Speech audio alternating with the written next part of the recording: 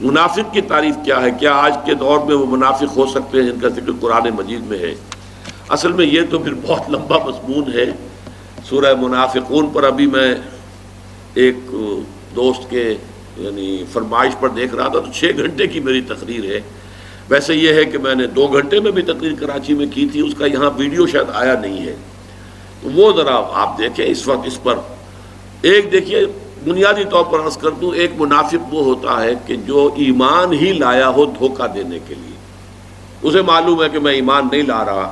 کوئی ہندو ہے، وہ اپنا وہ ختنہ بھی کرا لی اس نے، اور اس نے داڑھی بھی بڑھا لی اور نماز بھی سیکھ لی، جاسوس بن کر وہ آیا ہے پاکستان میں۔ اور آپ کے علم میں آیا ہوگا، ایسی خبریں بھی آتی ہیں کہ کئی سال تک ایک شخص جو ہے کسی سرحدی گاؤں میں کسی مسجد کے اندر امامت کراتا رہا، اور بعد میں معلوم ہوا کمبخت ہندو تھا اور یہ جاسوس تھا اور یہاں پر بیس بدل کے رہ رہا تھا۔ تو اسے معلوم تھا کہ میں ایمان کچھ نہیں لایا ہوں، میں تو ہندو کا ہندو ہوں، لیکن میں نے جھوٹ سے یہ لبادہ اوڑھ رکھا ہے۔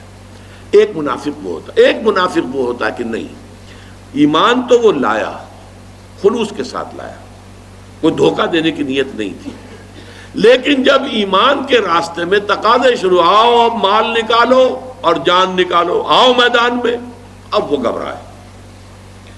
کب ہمتی کہہ لیں، بزدلی کہہ لیں، ایمان کی کمزوری کہہ لیں، وہ قطعی فیصلہ نہیں کر چکے ہیں۔ ایک وہ لوگ ہوتے ہیں کہ ہر چہ بعد آباد ماں کشتی درا بنداختے، اب جو ہو سو ہو، ہم نے تو کشتی جو ہے ڈال دی ہے سمندر میں، اب یہ کشتی چلے گی اور تیرے گی تو ہم تیریں گے، یہ ڈوبتی ہے تو ہم بھی ڈوبیں گے، کشتی کو ہم چھوڑ کر جانے والے نہیں ہیں۔ ایک وہ ہے من یعبد اللہ علی حرف، جو میں نے آج بھی آپ کو آیت سنائی، جو بچ بچ کر چلنا چاہتے ہیں، تکلیفیں جھیلنے کو تیار نہیں ہیں۔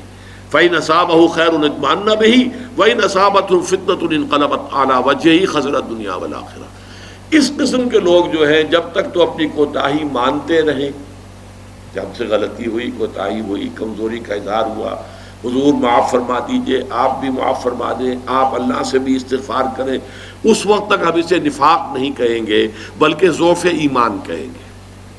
لیکن جب جھوٹ بولنا شروع کیا، نہیں جی میری تو یہ مجبوری تھی، میں تو واقعتاً یہ تھا، میری تو بیوی بیمار تھی، بستر مرگ پر تھی، کوئی دیکھنے والا نہیں تھا، میں تو جا نہیں سکتا تھا، جھوٹ بول رہا، یہاں سے نفاق شروع ہو گیا۔ کچھ عرصے کے بعد اس نے دیکھا کہ میرا تو یہ جھوٹ بولنا جو ہے لوگوں کو پتہ چل گیا ہے، جب میں کہتا ہوں تو وہ مسکرا رہے ہوتے ہیں، تو اب انہوں نے قسمیں کھانی شروع، خدا کی قسم ہے جو میں کہہ رہا ہوں اللہ گواہ ہے۔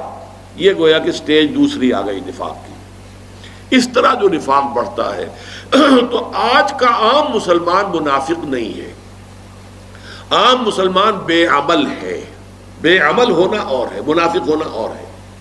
ہاں البتہ کوئی شخص اگر کسی دینی تحریک کے ساتھ وابستہ ہو، اللہ کے دین کو غالب کرنے کی جد و جہد، اس کے لیے میدان میں آ گیا، جماعت کے ساتھ جڑ گیا، لیکن پھر یہ کہ ڈسپلن اب گراں گزر رہا ہے، یہ سم و طاعت جو ہے یہ تو بڑی بھاری بات ہے، لوگوں کی بات ماننی پڑتی ہے، ہمارا امیر ہمیں ڈانٹ بھی دیتا ہے، برداشت کرنا پڑتا ہے، خرچ کرنا پڑتا ہے، جان اور مال کے خطرات مول لینے پڑتے ہیں، اب وہ پیچھے ہٹے گا اگر تو یہ نفاق ہوگا۔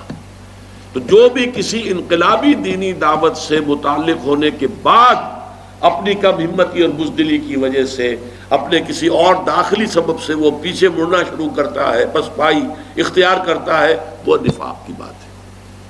باقی عام مسلمان بے عمل ہے، اس میں کوئی نفاق والی بات نہیں۔ محمد ریاض صاحب